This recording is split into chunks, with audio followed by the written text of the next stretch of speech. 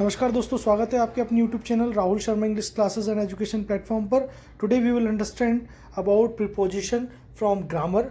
So let's begin and before beginning this video I would like to request you please like share. दोस्तों स्वागत है आपके अपने YouTube channel Rahul Sharma English classes and education platform पर।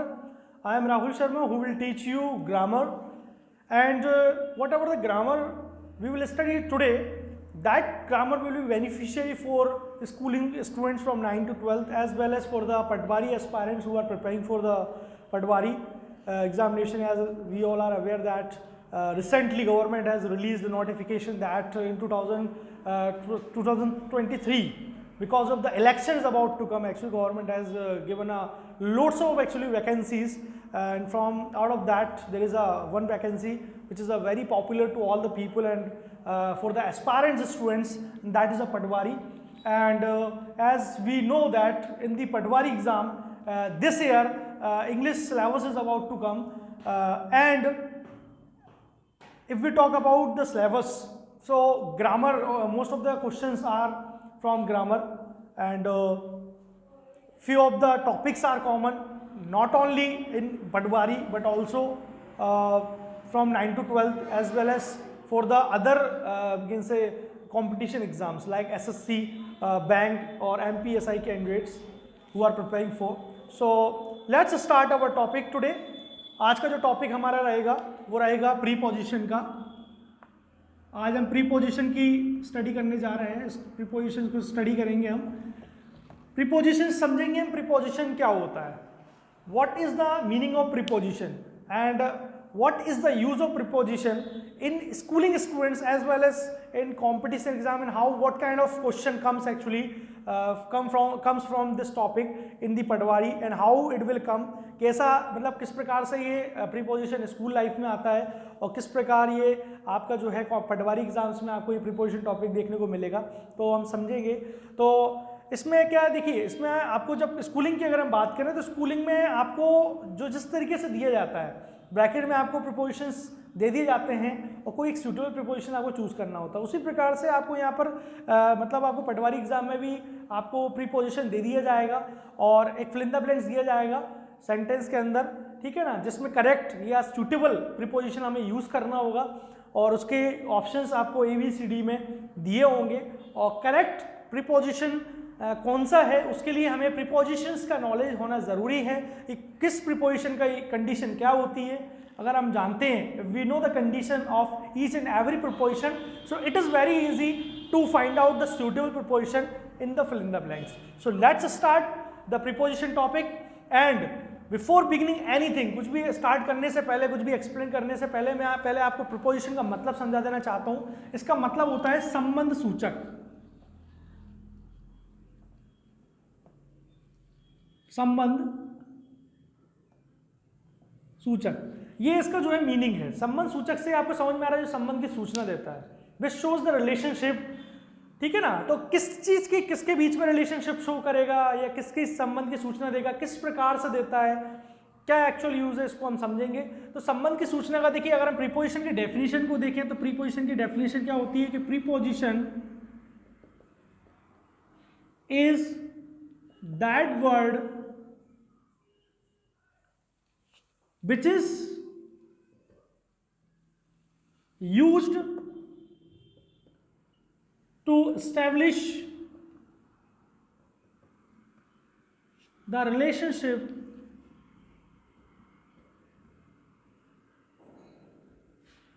between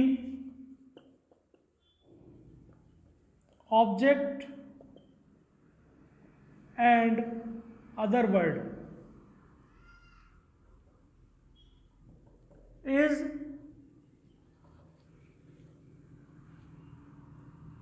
called preposition. ये क्या है, डेफिनेशन, ये परिभाषा है। प्रीपोजिशन का मतलब है, प्रीपोजिशन का मतलब क्या होता है उसको हमने आज समझा कि प्रीपोजिशन एक ऐसा शब्द है जिसका उपयोग हम रिलेशन एस्टैब्लिश करने में करते हैं किसके बीच में, ऑब्जेक्ट और अदर वर्ड के बीच में जो रिलेशन है उसको दर्शाने का काम प्रीपोजिशन करता है। अगर प्रीपोजिशन ना हो तो हमें रिलेशन समझ में नहीं आएगा। जैसे एग्जांपल के लिए अगर हम समझें इसका मतलब, तो for example we can take one example to understand the meaning of preposition. जैसे कि pen is in the blanks the table and we are following preposition in the bracket. These are three prepositions are given in the brackets and you have to fill in the blanks the correct while choosing correct suitable word from given bracket, and we have to fill this. So before filling this fill in the blanks, हमें ये पता होना चाहिए कि जो on, above और over जो preposition है ये प्रीपोजिशंस में से कौन सा करेक्ट है। और करेक्ट प्रीपोजिशन का मीनिंग हमें तब पता चलेगा जब हम इनका यूजेस मालूम है हमें। देखिए अर्थ की अगर हम बात करें तो इन तीनों का एक ही मतलब पर या ऊपर के रूप में करते हैं, पर मीनिंग सेम हो जाने से आप समझते हैं कि उसका अर्थ एक जैसा नहीं हो जाता, यूज़ एक जैसा नहीं हो जाता है। अगर मान लीजिए अर्थ अगर सेम है उन सबका, तो अर्थ सेम होने से यूज़ सेम नहीं हो जाता, एप्लीकेशन सेम नहीं हो जाती। ऐसा तो ही मतलब भी वह और शी मतलब भी वह होता है, लेकिन हम ही का यूज़ मेल के लिए करते हैं और शी का फीमेल के लिए करते हैं, जबकि अर्थ दोनों का वह है। तो कहने का मतलब ये है कि मीनिंग से कुछ नहीं होता है, उसका यूसेज बहुत बड़ा मैटर करता है। तो हम यहाँ पर करेक्ट क्या है, तो अगर आप pen is on the table करें या pen is above the table या ओवर द टेबल करें, तो इसका जो करेक्ट आंसर होगा वो ऑन होगा। अब यहाँ पर मैंने ऑन क्यों लिखा, बाद में मैं आपको बताऊँगा कि ये किस प्रकार रिलेशन बता रहा है। सबसे पहले मैं आपको ये बताना चाहूँगा कि ये ऑन क्यों लगाया गया है, क्योंकि ऑन का जो काम है, ऑन का जो मतलब है पर, तीनों का एक ही मतलब है पर या ऊपर, लेकिन मैंने ऑन ही क्यों चूज़ किया। ऑन इसलिए चूज़ किया कि जब पेन क्या है, यहाँ पर मीनिंग क्या निकल रहा है कि पेन जो है वो टेबल पर है। अगर तीनों का मीनिंग अगर मान लीजिए देखें तो पर के रूप में हम अगर लगाएंगे किसी को भी, तो इसका मीनिंग क्या निकलेगा, pen is on the table या pen is above the table या ओवर द टेबल। हिंदी में अगर देखें तो क्या मतलब समझोगे कि पेन टेबल पर है। पर जब पेन टेबल पर होगा तो पेन टेबल को टच करेगा। इसका अर्थ क्या है कि जब कोई बॉडी किसी सरफेस पे होती है तो वो टच करती है, तो उस स्थिति में ऑन का यूज़ किया जाता है। ये ऑन की कंडीशन है। ऑन की कंडीशन अब जब पढ़ लेंगे कि ऑन जो है तब लगाया जाता है जब कोई बॉडी सरफेस पर हो।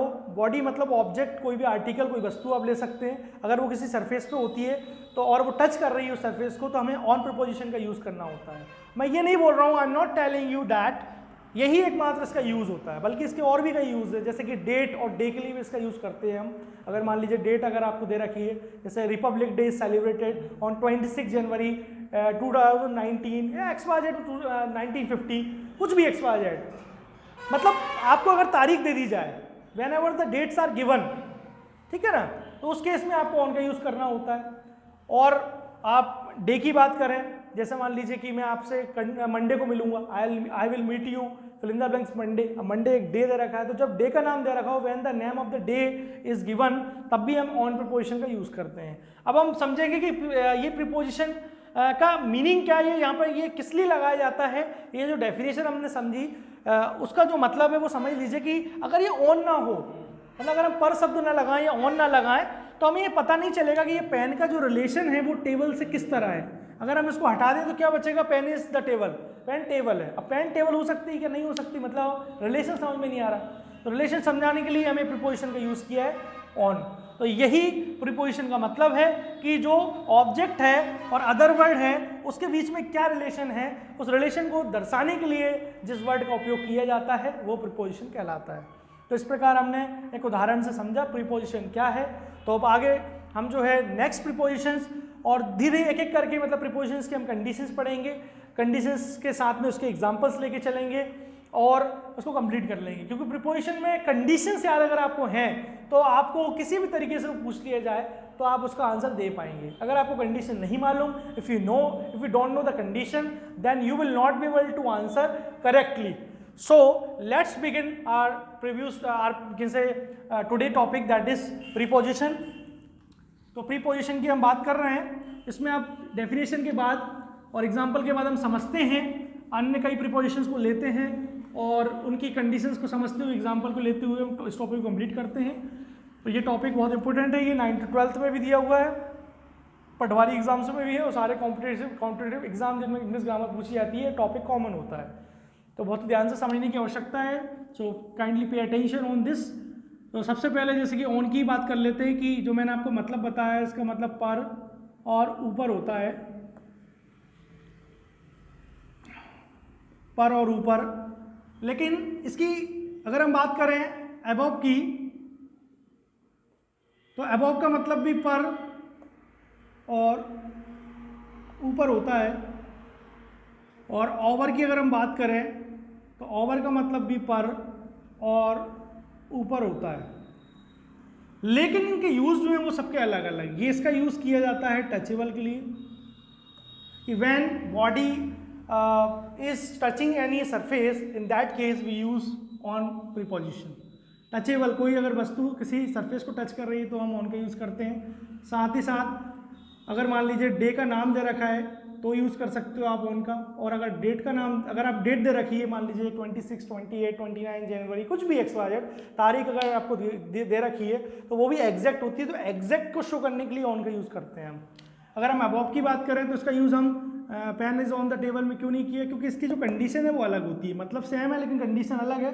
कंडीशन क्या है कि इसका यूज़ किया जाता है अनटचेबल के लिए, अनटचेबल के लिए इसका यूज़ करते हैं। साथ ही साथ कि जब कोई वस्तु अनटचेबल हो और एंड ऑब्जेक्ट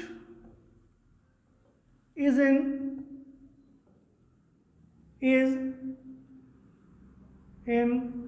रेस्ट पोजीशन, मतलब जब कोई वस्तु अनटचेबल है और साथ ही साथ में उसकी जो स्थिति है वो कैसी स्थिर है। मान लीजिए पंखा आपके सर पर है, तो पंखा जब आपके सर पर होगा तो जाहिर वाली बात वो अनटचेबल होगा। और मैंने पंखा तुम्हारे आपके सर पर है ये बोला है, ना कि ये बोला है कि पंखा आपके सर पर चल रहा है। जब चल रहा होगा मतलब वो मूवमेंट कर रहा होगा। अभी फिलहाल मैंने ऐसा कुछ बोला नहीं है, मैंने सिर्फ ये बोला है कि पंखा आपके सर पर है तो पंखा अनटचेबल है आपके आपसे। दूसरी बात वो रेस्ट पोजीशन में है, तो उस केस में हम अबव का यूज़ कर सकते हैं, लेकिन ऑन का यूज़ उस समय नहीं कर सकते क्योंकि वह टचेबल का केस होता है। अगर हम ओवर की बात करें तो इसकी जैसी कंडीशन होती है इसकी कि अनटचेबल के लिए इसका यूज़ किया जाता है, लेकिन जो बॉडी होती है मतलब जो ऑब्जेक्ट होता है वो किस में होना चाहिए, मोशन पोजीशन में होना चाहिए। अगर वो मोशन पोजीशन में है और अनटचेबल है तो इसका यूज़ कर सकते हैं। जैसे लेट्स हैव एग्जांपल, उस एग्जांपल समझते हैं। जैसे कि pen is on the table का एग्जांपल हम दे ही चुके हैं, ठीक है ना। इस प्रकार से इसका यूज़ हम करते हैं। और अगर हम अबव की बात करें तो अबव का एग्जांपल क्या है, जैसे कि फैन इज योर हेड,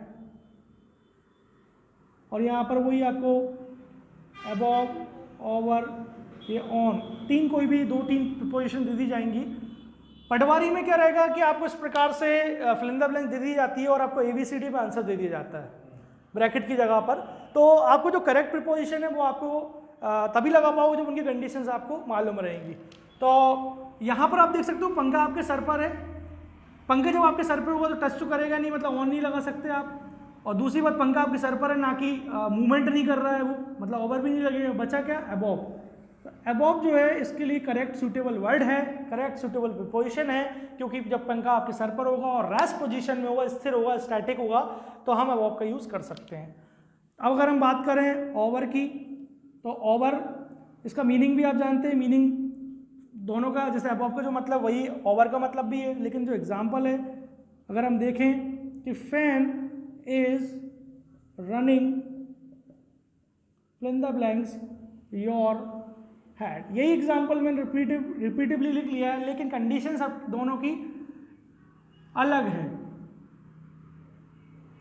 अगर मैं आपसे पूछूं इसमें कौन सा करेक्ट प्रीपोजिशन है, तो आप जब पंखा आपके सर पर होगा तो अंडरस्टूड सी बात है अनटचेबल होगा, लेकिन वो चल रहा है मतलब मोशन में भी है, तो अब आप अबव यूज़ नहीं कर सकते, उसके लिए आपको ओवर यूज़ करना पड़ेगा।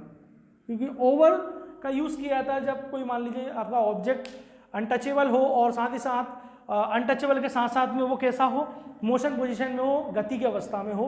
तो इस प्रकार से हमने जो है ये प्रीपोजिशन समझे।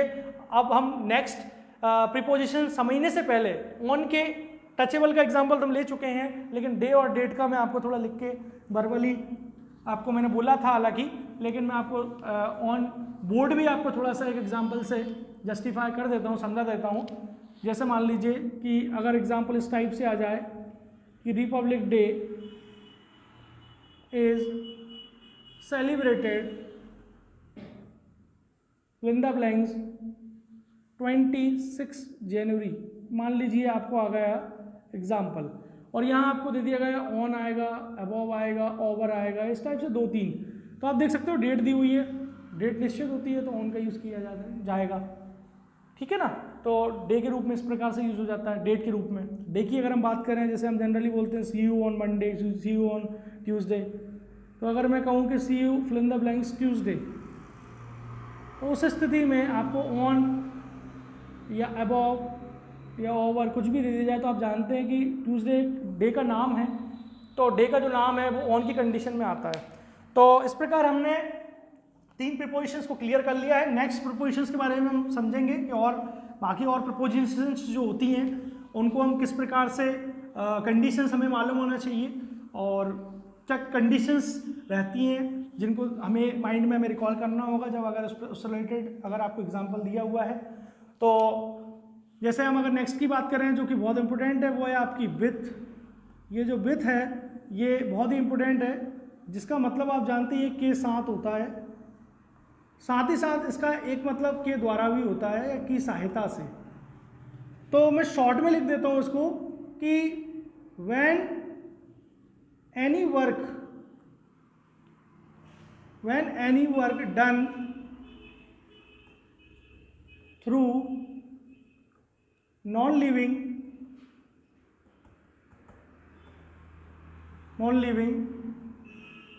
ठीक है, मतलब जब भी कोई काम अगर निर्जीव के द्वारा हो रहा है तो विथ प्रीपोजिशन का यूज किया जाता है। और अगर मान लीजिए कोई काम अगर सजीव के द्वारा हो रहा है, जैसे बाय की अगर हम बात करें तो इसका मतलब होता है के द्वारा, ठीक है। और इसका जो यूज है वो बहुत इंपॉर्टेंट है, इसका जस्ट अपोजिट है कि when any work is done through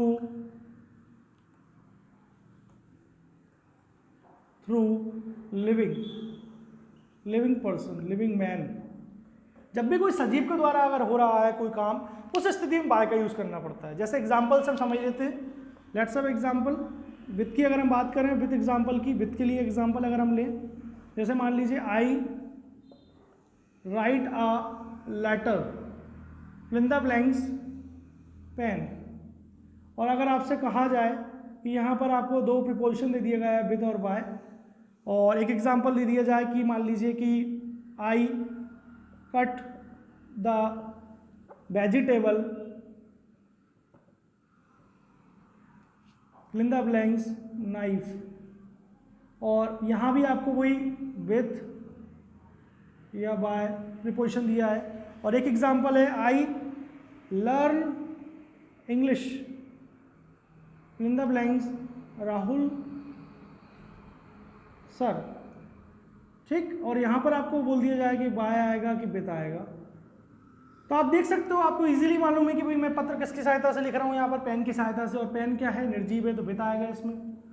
अगर मैं बात करूँ इसकी कि I cut the vegetable fill in the blank knife, मतलब मैं चाकू से सब्जी काट रहा हूँ, यहाँ पर चाकू की सहायता से काट रहा हूँ, तो ये भी क्या है, निर्जीव है चाकू, इसलिए विथ आएगा। अगर बात करें मैं इंग्लिश सीख रहा हूँ, मैं सीखता हूँ इंग्लिश किसके द्वारा सीखता हूँ, एक लिविंग मैन राहुल सर के माध्यम से, तो Rahul sir is a living person, that's why we are using by preposition. इस प्रकार से हम प्रीपोजिशन का यूज़ हम समझ लेते हैं कि ये मतलब अगर प्रीपोजिशन की आपको अगर पता है कि विथ का यूज़ कहाँ करते हैं, बाय का यूज़ कहाँ करते हैं, तो ईजिली आप इनके आंसर्स फाइंड आउट कर सकते हैं और ये आपके बेनिफिशियल ही रहेगा। पटवारी एग्जाम में भी इस प्रकार से पूछा जाता है, यहाँ ब्रैकेट की जगह आपको ABCD में आपको प्रीपोजिशन दे दिए जाएंगे 4, और उनमें से करेक्ट प्रीपोजिशन जो रहेगा वो तभी आपको मालूम चल सकता है जब आप उसका शर्त जो कंडीशन है वो आपको मालूम है। तो आइए हम नेक्स्ट प्रीपोजिशंस की ओर चलते हैं और नेक्स्ट प्रीपोजिशन समझेंगे जो कि बहुत इंपॉर्टेंट है।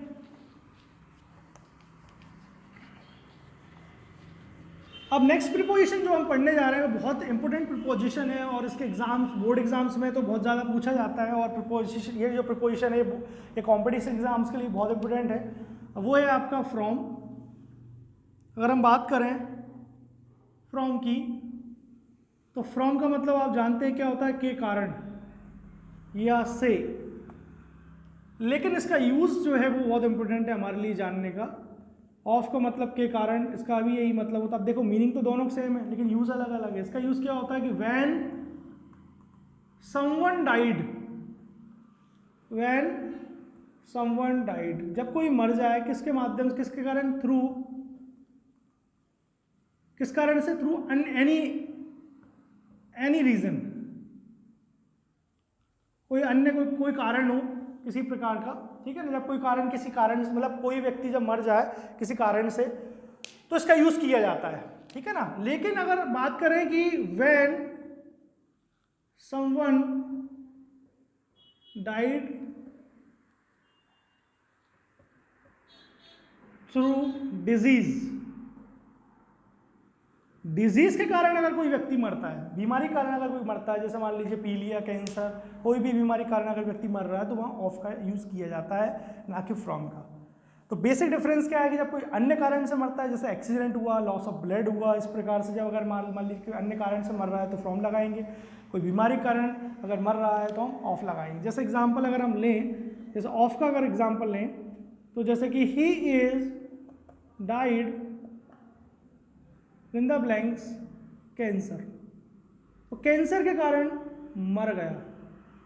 तो आप देख सकते हो कि यहाँ पर जो है दोनों का मीनिंग तो वही है, लेकिन ऑफ लगाना पड़ रहा है क्योंकि कैंसर कारण मतलब बीमारी का नाम दिया है। तो जब बीमारी के कारण कोई व्यक्ति मरेगा तो वहाँ पे ऑफ प्रीपोजिशन का यूज़ किया जाएगा। अगर बात करें हम फ्रॉम की, तो फ्रॉम इसका मतलब भी के कारण होता है, लेकिन अगर जैसे मान लीजिए अगर लिखा है कि he is died in the blanks accident, कि वो एक्सीडेंट के कारण मर गया। अब एक्सीडेंट एक अन्य कारण में आता है और आपसे कहा जाए कि ऑफ लगाना है या फ्रॉम लगाना है, तो आप जानते हैं कि इसमें फ्रॉम आपको लगाना होगा, क्योंकि ये एक अन्य कारण है, कोई बीमारी नहीं है। एक्सीडेंट, अगर आप ट्रक के सामने आ जाते हैं तो ऑब्वियसली आप मर ही जाएंगे, तो बीमारी नहीं है, that is not the disease. उस स्थिति में आप फ्रॉम का यूज़ कर सकते हैं। या फिर जैसे कि he died fill in the blank loss of blood, loss of blood के कारण वो मर गया। तो लॉस ऑफ ब्लड, कई बार एक्सीडेंट में इतना ब्लीडिंग हो जाती है कि जिसके कारण ब्लड जो है लॉस हो जाता है, काफ़ी कम हो जाता है, जिसके कारण भी व्यक्ति की मौत हो जाती है, तो वो भी बीमारी नहीं है, तो वहाँ भी हम फ्रॉम लगाएंगे, he is died from loss of blood. इस प्रकार से हमने ऑफ और फ्रॉम प्रीपोजिशन को समझा। तो आइए हम नेक्स्ट प्रीपोजिशन की ओर चलते हैं और समझते हैं नेक्स्ट प्रीपोजिशन का यूज़। तो इस प्रकार से इनकी और भी एग्जाम्पल आप लेके आप प्रैक्टिस कर सकते हैं। समय की कमी के कारण आपको मैं बहुत सारे एग्जाम्पल नहीं करा पाऊँगा। आप कमेंट बॉक्स में आप मुझसे कोई भी अगर प्रैक्टिस करने में कोई प्रॉब्लम आती है तो आप डेफिनेटली कमेंट बॉक्स की सहायता से आप मेरे से क्वायरी क्लियर कर सकते हैं। मैं आपकी डेफिनेटली जितनी जल्दी हो सके आपको जवाब देने की कोशिश करूंगा। तो आइए हम नेक्स्ट प्रीपोजिशन की ओर बढ़ते हैं और देखते हैं नेक्स्ट प्रीपोजिशन के बारे में। नेक्स्ट प्रीपोजिशन जो है वो आप, तो नेक्स्ट प्रीपोजिशन को हम स्टडी करने जा रहे हैं, जो कि आपका जैसे बिफोर है। बिफोर का मतलब होता है सामने, और एक मतलब पहले भी होता है इसका। तो लेकिन इसका यूज़ क्या है ये बोलते हैं, ये मेन है, मतलब कि ये इसका यूज़ मूवेबल की केस में किया जाता है। अगर हम बात करें इन फ्रंट ऑफ की, तो इन फ्रंट ऑफ जो होता है इसका मतलब भी सामने ही होता है, कि सामने। और लेकिन इसका जो यूज़ है वो होता है रेस्ट पोजीशन। अगर मान लीजिए है, इसका मतलब समझ लीजिए कि जब, जैसे मान लीजिए बिफोर का एग्जांपल मैं आपको देता हूँ कि जब भी जिस चीज़ के आप सामने हैं, अगर वो मान लीजिए वो मूवेबल है, मोशन में है, मतलब वो एक जगह से दूसरी जगह जा सकता है। अगर आप ऐसी चीज़ के सामने हैं, ऐसे व्यक्ति के सामने हैं, ऐसे किसी चीज़ के सामने है जो मूवेबल है, जो एक जगह से दूसरी जगह मतलब आगे बढ़ सकता है, उस स्थिति में आप जो है बिफोर का यूज़ करेंगे। जैसे मान लीजिए कि I am standing fill in the blanks you. और अगर आपसे मैं पूछ लूँ यहाँ पर कि बिफोर आएगा, यहाँ पर बिफोर आएगा या फिर इन फ्रंट ऑफ आएगा, इन फ्रंट ऑफ आएगा, तो आपको पता रहेगा कि जब मैं आपके सामने हूँ तो आप और मैं जो है लिविंग है, तो यहाँ बिफोर आना चाहिए। पर अगर मान लीजिए अगर हम बात करें इन फ्रंट ऑफ की, तो इन फ्रंट ऑफ में अगर हम बात करें तो इसका जो मीनिंग है वो आपको पता यही होता है। लेकिन जो एग्जाम्पल है, जैसे अगर यूज़ की बात करें तो जैसे मान लीजिए अगर कहा जाए कि I am standing in the blanks temple, मैं टेम्पल के सामने हूँ। अब टेम्पल जिसके आप सामने हो वो कैसा है? टेम्पल जो होता है हमेशा स्टैटिक होता है, एक जगह पे रहता है हमेशा। मंदिर ऐसा तो नहीं आज यहाँ है कल कहीं और रहेगा। उस स्थिति में क्या लगाना चाहिए? मैं इन फ्रंट ऑफ लगाना चाहिए। तो आई am standing in front of temple, मैं टेम्पल के सामने हूँ, या मैं कोचिंग के सामने हूँ, स्कूल के सामने हूँ। तो ये सब क्या स्टैटिक हैं, ये कभी हिलते नहीं है एक जगह से दूसरी जगह। तो मीनिंग सेम हो जाने से उसका यूज़ सेम नहीं हो जाता, जैसे कि हमने समझा। तो आज के लिए ये वीडियो हमारे लिए पर्याप्त है। और भी कई प्रीपोजिशंस होते हैं, नेक्स्ट वीडियो में आपको इनके आगे प्रीपोजिशंस आपको मैं एक्सप्लेन करूँगा, समझाऊँगा, ठीक है ना। और अगर इन प्रीपोजिशंस में आपको जो है कुछ अगर डाउट्स हों, कोई क्वारी हो, तो आप मुझसे कमेंट बॉक्स के माध्यम से आप मुझसे क्लियर कर सकते हैं। तो thank you for watching this video, and if you are a new subscriber, kindly subscribe this channel and press the bell icon and like and share. Thank you very much.